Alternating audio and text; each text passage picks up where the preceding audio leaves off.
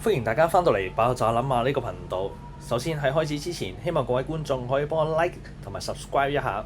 如果覺得我講得好嘅，都不妨 share 俾身邊嘅朋友。又或者有咩地方需要改進嘅，都不妨留言同埋 comment 一下，等我可以越做越好。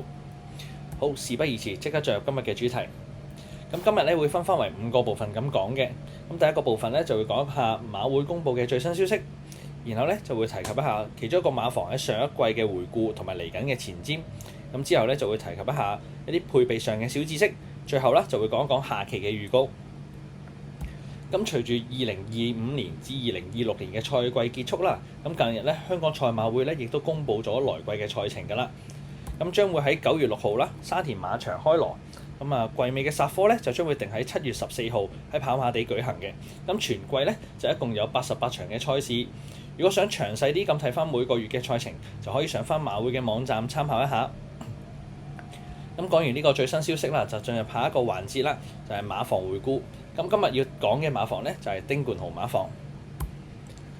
咁截至目前為止啦，丁冠豪馬房入邊咧就一共有35匹嘅賽區，係現役嘅練馬師之中最少嘅。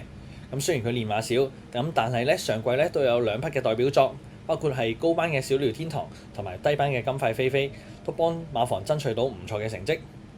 咁除咗呢2匹馬之外咧，其實馬房入邊咧有評分提升嘅馬咧，亦都唔多嘅，好多馬匹咧都係評分向下望嘅。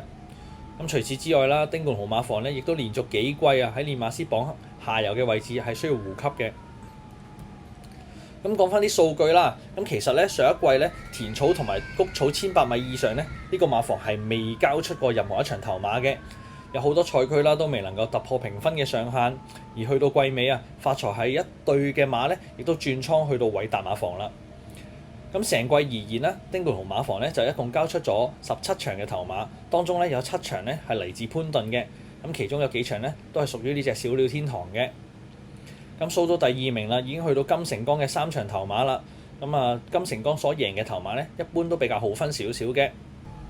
咁由於馬房嘅兵員比較少啊，所以咧好多時候咧出馬嘅數量咧都唔多嘅，導致好多個賽馬日咧嘅成績咧都唔係幾理想。好多個賽日入邊啦都係以0分作結嘅。咁而以馬房35匹馬嚟講咧，入邊咧有幾匹咧都係以練馬師為名嘅團體馬嚟嘅。咁當中嗰幾匹團體馬咧，今季都係冇交代過嘅。咁希望來季可以幫馬房爭取好嘅成績啦。咁雖然有咁多唔好嘅數據啊，咁但係咧其實有一項數據咧佢做得非常之好，亦都值得讚揚嘅，就係佢嘅大熱門勝出率啦，係有40%啊。咁呢一方面咧，上季只有4個馬房可以做到嘅啫，而丁冠豪馬房咧就係其中一個馬房，所以咧呢一點亦都係值得嘉許嘅。咁提到呢個馬房啦，都不得不提及呢隻小鳥天堂啊。咁呢隻咧可以話係呢個馬房入邊嘅鎮倉寶啦。上季咧幫呢個馬房咧贏到5場頭馬，當中咧喺季尾亦都贏得首個嘅3級賽事。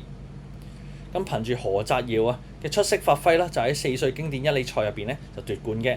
咁而季尾咧3級賽嘅精英杯入邊咧就憑住潘頓嘅發揮啦，亦都幫呢隻馬贏得冠軍嘅。咁季內啦呢隻馬咧多數都係以潘頓同埋何澤堯咧去策騎，然後取勝嘅。咁講完回顧啦，就講一講馬房嘅前瞻啦。咁首先咧就講一下兵員上面嘅變動。咁下一季嘅來頭馬咧就只有1匹嘅啫，就係嚟自無偉傑馬房嘅幸運星球。咁呢隻馬咧其實上一季咧喺無偉傑馬房咧都用得非常之盡㗎啦，亦都交出咗頭馬同埋評分咧就一直突破上限嘅。咁轉到呢個丁冠豪馬房啦，睇怕咧都只不過係嚟減分嘅啫。咁而轉走嘅馬咧，咁除咗剛才提及到一隊嘅發財係去咗偉達馬房之外啦，亦都包括呢隻閃光燈啦。咁閃光燈咧上季咧其實有好多場賽事入邊咧都有落飛嘅情況，但係都未能夠交出好嘅成績。咁來季咧就會去到新嘅練馬師金敏斯嗰度，就睇下有冇好嘅表現啦。咁另外咧仲有2匹，分別係常常發財去咗無偉傑馬房，同埋寶城智星去咗伍鵬志嗰度。雖然呢個馬房咧啲兵員咧係相當有限嘅，不過有幾匹馬咧，我覺得來季都值得留意一下嘅。咁第一匹咧就數到樂河啦。咁呢隻馬啦，上季咧季初都一直受到傷患嘅困擾啦。咁去到季尾咧先復出跑咗4場，咁其中咧亦都有2場交到唔錯嘅表現。咁希望喺健康恢復嘅情況下，加上較低嘅評分，來季可以作出反彈，幫呢個馬房取得勝仗啦。咁第二隻咧就會講到係戰暨飛啊。咁其實呢匹馬咧初嚟香港咧係一個70分嘅評分插班㗎。咁初咧就喺蘇偉賢馬房度訓練啦。咁但係可能由於呢匹馬咧未適應到香港嘅水土啦，亦都未適應到香港嘅跑道，所以咧就都未能夠交出好嘅表現。咁幾輾轉之下咧就去到丁冠豪馬房，而今季咧已經減分去到28分㗎啦。咁好彩去到季尾咧，呢隻馬終於第一次喺香港上名啦。咁希望佢就可以憑住呢一次嘅上名咧，即係話俾我哋聽，佢係終於適應到香港嘅跑道，適應香港嘅水土啦。咁來季咧就可以幫呢個馬房咧爭取更好嘅成績，因為佢嘅評分咧真係有好大嘅上升空間㗎。咁第三隻咧就會講到超勝無敵啦。咁呢隻馬咧其實喺上手馬房咧已經展露過唔錯嘅追勁㗎啦。咁不過都係受到傷患嘅影響啦，令到佢要提早唞暑。咁希望啦喺來季啦重新打磨之後咧，可以克服到傷患，喺61分呢個分區咧作出反彈嘅。咁總括嚟講啦，丁冠豪馬房咧嘅兵源咧真係相當有限嘅，你要佢爭逐冠軍練馬師咧，基本上都冇乜可能㗎啦。而加上啦佢又缺乏馬主嘅支持，而最支持佢嘅馬主咧都可以話係風雲系嘅馬主啦。嚟緊咧呢個馬主咧，亦都有一匹自購未命名嘅新馬咧，都擺咗喺馬房入邊㗎啦。咁希望丁冠豪啦可以幫呢個馬主爭取更好嘅成績啦。咁加上啦丁冠豪咧嘅練馬功力咧真係有待提升㗎。如果佢再唔急起直追嘅話咧，唔單止係要收警告信啊，分分鐘係直頭要被淘汰嘅。咁加上啦馬房入邊嘅低班馬咧，長期都好飄忽唔穩定啊，交唔到連貫嘅表現，亦都冇乜打搭。可能下一季咧真係要靠啲側身馬咧去幫馬房護級㗎啦。好，咁講完丁冠豪馬房嘅前瞻啦，就講一講配備上嘅小知識啦。咁今日咧就會講到眼罩嘅。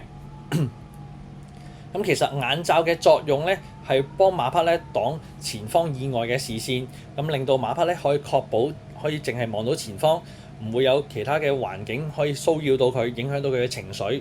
因為咧馬咧其實係好八卦嘅動物嚟㗎，亦都好膽小，好容易俾外在嘅環境影響到，令到佢分心同埋影響到佢嘅情緒。咁加上啦，有時戴眼罩咧都可以幫競賽嘅馬匹咧避免咗內閃同埋外閃嘅走勢問題嘅。好啦，咁講講下期嘅預告啊。下期嘅預告咧就會講到鄭俊偉馬房啊，亦都會幫佢講啲回顧啦同埋前瞻嘅。好，嚟到最後啦，希望各位觀眾都可以幫我 like 同埋 subscribe 一下，甚至 share 俾身邊嘅朋友。如果有咩需要改善嘅，都不妨留言 comment 俾我，等我可以作出好好嘅調整。今日節目就嚟到咁多啦，下次再見啦，拜拜。